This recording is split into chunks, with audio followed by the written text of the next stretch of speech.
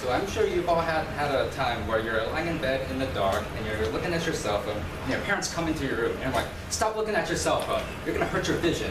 You're gonna go blind, right? Well, imagine this. What if you were robbed of your vision right from birth due to a developmental or genetic defect? That wouldn't seem very fair, would it? Wouldn't you wish that there was some way that we could detect, correct, and prevent these errors before they occur?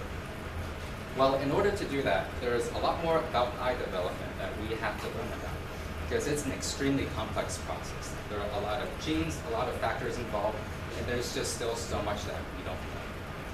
So my lab is focused on studying eye development and congenital vision loss, in particular a condition called a coloboma. So what is a coloboma? A coloboma is essentially a hole in your eye. Now this occurs when a structure known as the optic vesicle fails to fuse properly. So the optic vesicle, you can see over there, is essentially the precursor structure of what will eventually differentiate into the retina tissue of your eye. Now this fissure is absolutely critical that it touches and fuses completely in order to create a continuous layer of tissue.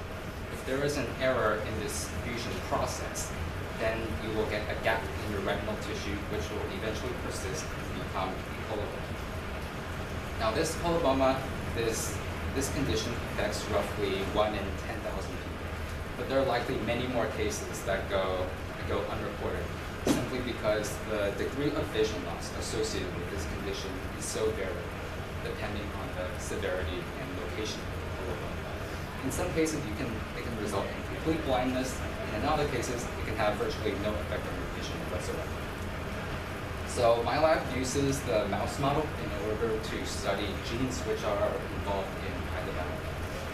And I am particularly interested in a gene called NF2, or neurofibromatosis 2. Now, previous studies have shown that if you disrupt the function of NF2 in the developing eye, what they call a knockout, if you knock out the function of the NF2 gene, you get a coloboma. Now, how and why exactly does this happen, we don't really know. But what we do know is that NF2 has two main functions in the developing eye. One is that it acts as a tumor suppressor, and another is that it has roles in cell adhesion. So perhaps a disruption in either one of these two areas of function, or maybe both together, is what contributes to a coloboma.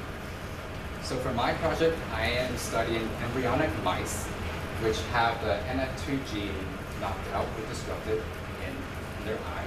And I'm going to be comparing them to normal wild-type mice, which are dysfunctional.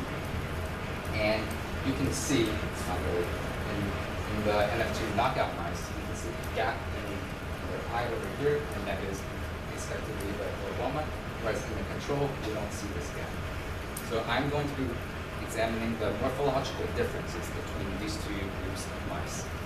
And in doing that, I'm going to be seeing how NF2 contributes to eye development and also why its loss of function leads to a coloboma.